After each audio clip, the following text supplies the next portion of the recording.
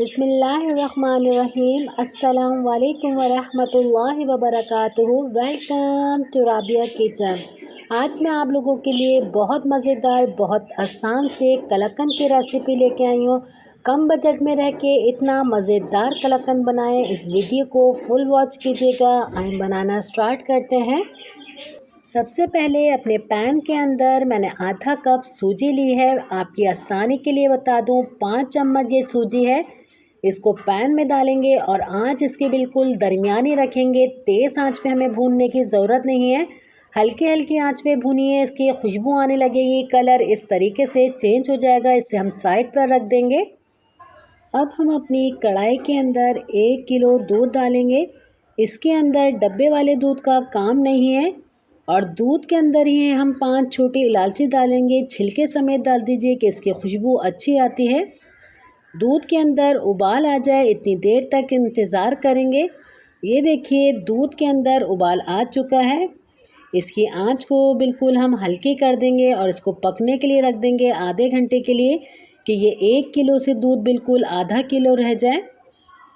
जैसे जैसे हमारे दूध पकता चले जा रहा है, इसके साइड पर बलाई जमती चली जा रही है। इसकी बलाई को भी हम बिल्कुल उतार के अंदर ही डाल देंगे। इसी के अंदर हम आधा कप चीनी का डालेंगे।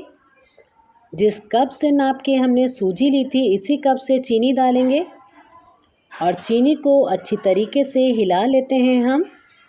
चीनी डालने के बाद ये गलती नहीं करेगा कि इसको छोड़ दें। चीनी डाल के हमें मुसलसल इसे हिलाते रहना है, वरना चीनी अगर पैंदे पे लग जाती है तो दूध के अंदर एक कड़वापन आ जाता है।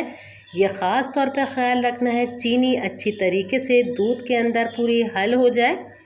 जब हमारी चीनी अच्छी तरीके से इसके अंदर हल हो जाएगी तो इसी के अंदर हम वो जो सूजी को हमने सेक के रखा था, सारी सूजी अब हम इसके अंदर डाल देंगे। और इसकी आंच को हमें बिल्कुल दरमियानी रखनी है। इस तरीके से इसी आंच पे, चाहे हमें 1 घंटा हो जाए या 1.5 घंटा हो जाए, इस आंच पे हमें अपने पकाना है। जब तक ये पक रहा है हम अपना मोड़ ले लेंगे जिसके अंदर हम इसको सेट करेंगे। इसके अंदर मैंने बटर पेपर लगाया है और हल्का सा ग्रीस कर लिया है। और इसे मुसलसल चलाने के बाद इसके अंदर हम आधा कप घी डालेंगे और अच्छी तरीके से इसको हम मिक्स करेंगे। इतनी देर तक इसको हम भूनते रहेंगे कि ये अपना कलाकंद बिल्कुल पैंदा छोड़ देगा। जब इसकी अच्छे से इस तरीके से भुनाई हो जाएगी, हमने जो मोल्ड को तैयार करके रखा हुआ था, सारा कलाकंद हम इसके अंदर डालेंगे और अच्छी तरीके से स्पून से हम इसे सेट कर लेंगे। और जितना भी हमारे स्पून के ऊपर लगा हुआ है सब हम इसको नाइफ की मदद से उतार लेंगे। कुछ भी हम ज़ाया नहीं करेंगे। इतने कम बजट में रह के इतना मज़ेदार कलाकंद बनता है तो बनाना तो फिर बनता है। बनाएगा, अपना फीडबैक दीजिएगा। मुझे आपके फीडबैक का इंतज़ार रहेगा। इसे अच्छी तरीके से 1 से 2 दफ़ा हम टैप कर लेते हैं। चाहे तो आप चांदी का वर्क गर्म गर्म में लगा दें, चाहे आप ठंडा करने के बाद लगाएं। अगर आपको चांदी का वर्क नहीं पसंद तो स्किप भी कर सकते हैं आप लोग। पर चांदी का वर्क हमारी मिठाइयों के अंदर खूबसूरत लगता है, इसलिए लगाया जाता है। मैं भी इसलिए लगाऊंगी। और इसकी गरम गरम के अंदर ही हम कटिंग करेंगे तो आसानी से हो जाती है। बाज़ार में जिस तरीके से हमारे कलाकंद का शेप होता है, इसी तरीके से हम कटिंग करेंगे। और इसे 3 घंटे के लिए मैं रखूँगी कि अच्छा सा ये चिल्ड हो जाएगा। और मज़ीद खूबसूरती के लिए इसे हम कटिंग करने के बाद प्लेट के अंदर निकालेंगे और इससे पिस्ते से हम गार्निश करेंगे, जो बहुत ज़्यादा खूबसूरत लगते हैं।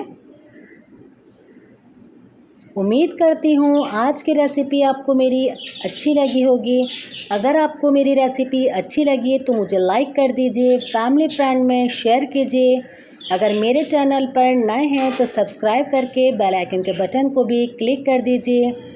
इंशाल्लाह मैं आप लोगों के लिए ऐसे ही मज़ेदार सी नई नई रेसिपी लेके आती रहूँगी। इसे मैं एक तोड़ के भी दिखाऊँगी। ये देखिए कितना ज़बरदस्त इसका दाना आता है। ज़रूर ट्राई कीजिएगा इस रेसिपी को। इंशाल्लाह फिर हाज़िर होती हूँ नई रेसिपी के साथ। अल्लाह हाफ़िज़।